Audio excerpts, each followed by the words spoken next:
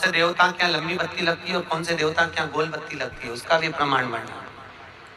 किसी देवी की पूजन करो तो लंबी बत्ती आती है, कुल देवता की पूजन करो तो लंबी बत्ती आती है, किसी मंदिर में किसी देवता को लगाने जाओ तो गोल बत्ती लगती है, उसका भी प्रमाण है। लंबी बत्ती जहां लगाई है, अगर लक्ष्मी के सामने लगाई है तो लक्ष्मी की लंबाई बढ़ती है, लक्ष्मी की वृद्धि बढ़ती है। अगर कुल देवता के नाम की लगाई है तो वंश की वृद्धि होती है। इसलिए हमारे यहाँ अमावस्या पूनम को जो पाटे वाटे भराते हैं उसमें गोल बत्ती नहीं लंबी लगाई जाती है, जिससे हमारा वंश बढ़े। नवरात्रि में देवी जी की जो बाती लगाई जाती है वो लंबी लगाई जाती है, गोल नहीं। क्यों? क्योंकि जिससे माँ हम पर कृपा बना कर रखे, हमारा वंश खूब बढ़े, हमारे यहाँ लक्ष्मी की वृद्धि हो। स्थिर बाती गोल बाती लगाई जाती है ब्रह्मा के मंदिर में, इंद्र के मंदिर में, देवता के मंदिर में। तुलसी के सम्मुख में लंबी बाती नहीं लगती, तुलसी के सम्मुख में गोल बाती लगाई जाती है महाराज, जिससे स्थिरता का भाव केंद्रित हो। स्थिरता का भाव।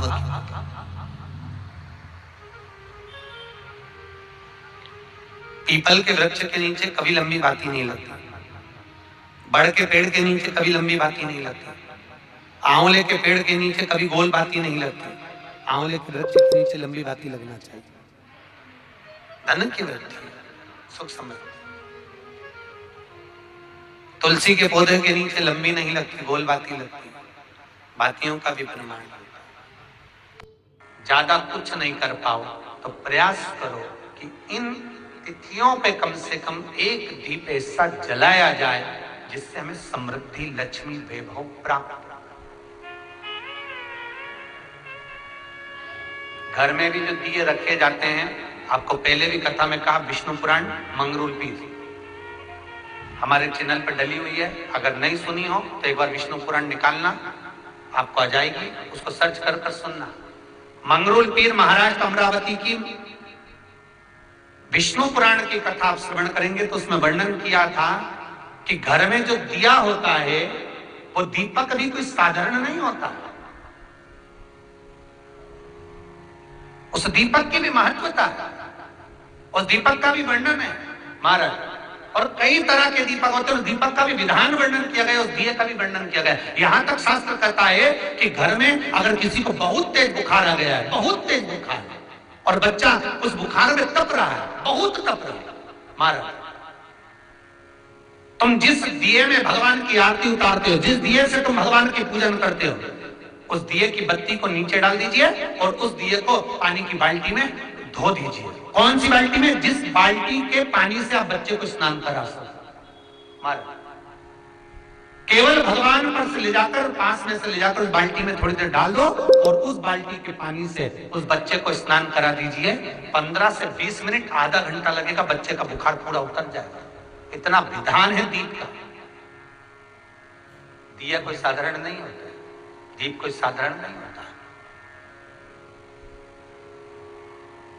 पशुपति व्रत शिव महापुराण में हम बताते हैं, कई बार आपको वर्णन किया कि पशुपति व्रत जब करो तो 6 दिए मंदिर में लेकर जाओ शंकर जी के, 5 दिए शंकर जी के सामने लगाओ, 1 दिया घर पर आओ तो घर के राइट भाग में जब प्रवेश करो तो सीधे हिस्से में घर के दरवाजे पर लगाओ, तब अंदर प्रवेश करो। क्यों कहते हैं? क्योंकि उस दीप का महत्व होता है। दिए भी अलग अलग होते हैं। पहला दिया होता है पणाती दिया। मैं चैनल वालों से कहूंगा, अगर आपके पास में, अगर, क्योंकि हमने पहले भी कथा में कहा कि जिस जिस जगह का स्मरण कराए उस जगह का फोटो भी आप दिखाएंगे तो उसका आनंद कथा सुनने वालों को, ऑनलाइन वालों को मिलेगा। पहला होता है पणती दिया। ये पणती दिया मट्टी का दीप, जिस दीप के अग्रभाग को थोड़ा सा बड़ा कर दिया जाता है, उसको पणती दिया जाता है। ये पणती दिया जब भी भगवान के सामने लगाया जाता है तो इस दिए को सम्मुख में जब रखा जाता है तो दिए का जो लौकी मुख होता है वो अपनी ओर होना चाहिए। पणती दिए की जो लो है, बाती है, उसका मुख अपनी ओर होना चाहिए। विष्णु पुराण कहती है अगर इस दिए की बाती भगवान की ओर रहती है तो हमें तपन की अनुभूति होती है, पर इस दिए की बाती जब हमारी ओर होती है तो हमारे शरीर में कोई बड़ी बीमारी आने वाली होती है तो वो कट जाती है, पड़ती। विष्णु पुराण में दूसरा दीप कहा गया है निरंजन दीप। विष्णु पुराण में दूसरे दीप का वर्णन निरंजन। जिस निरंजन दीप में महाराज आपने देखा होगा डमरू जैसी आकृति होती है। अगर चैनल पे कथा देख रहे होगे तो इनके पास में अगर होगा तो अवश्य दिखाएंगे।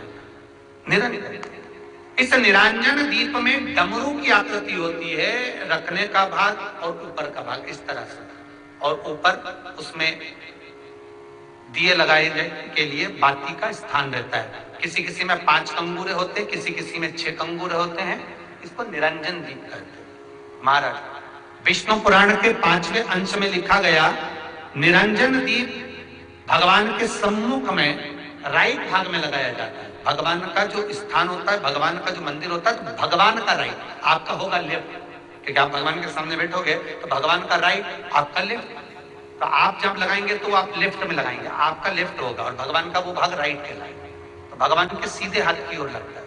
माना निरंजन, निरंजन दीप कभी भी तेल का नहीं लगता। माना निरंजन दीप कभी भी तेल का नहीं लगेगा।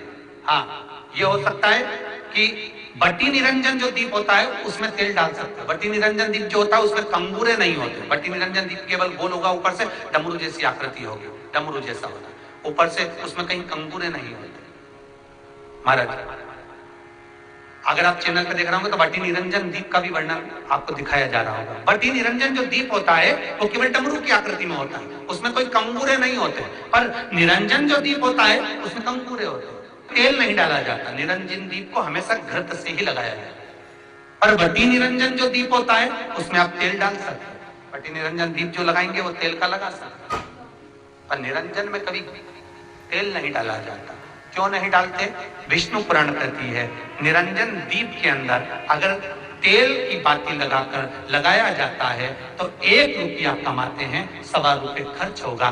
घर में 10 लोग भी कमा कर लाएंगे तो पैसा नहीं दिखेगा, घर में रुपया टिकता नहीं है। अर्थात निरंजन दीप में आप तेल की बाती लगा रहे हो, ये सिद्ध हो चुका है।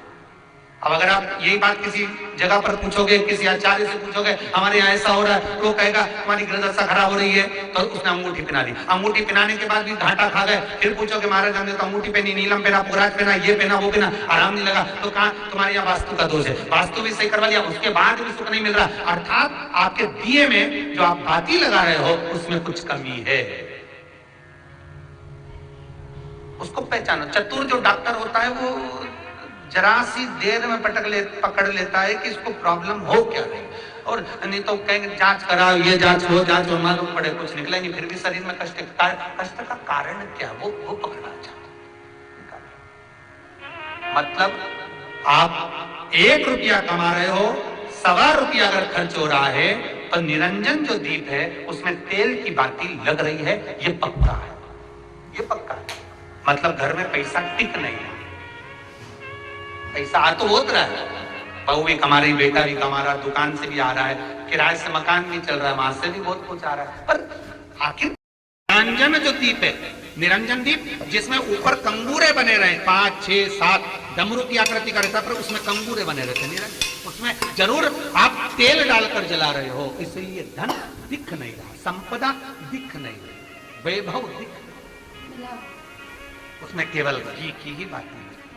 और महाराज बटी निरंजन जो दीप होता है उसके अंदर आप तेल डालकर जला सकते हो। बटी निरंजन जो दीप होता है ये आप किसी भी स्थान पर लगाओगे, सबसे पहले पितृ इससे भाग ग्रहण करते हैं, देवता को देते हैं, देवता उससे भाग ग्रहण कर कुबेर को प्रदान करते हैं, कुबेर उससे भाग लेकर शिव को प्रदान करता है। भगवान शंकर बटू भैरव को कहकर घर का उद्धार करते, इसीलिए उसको कहते बटी निरंजन। इसमें कंगूरे नहीं होते। बटी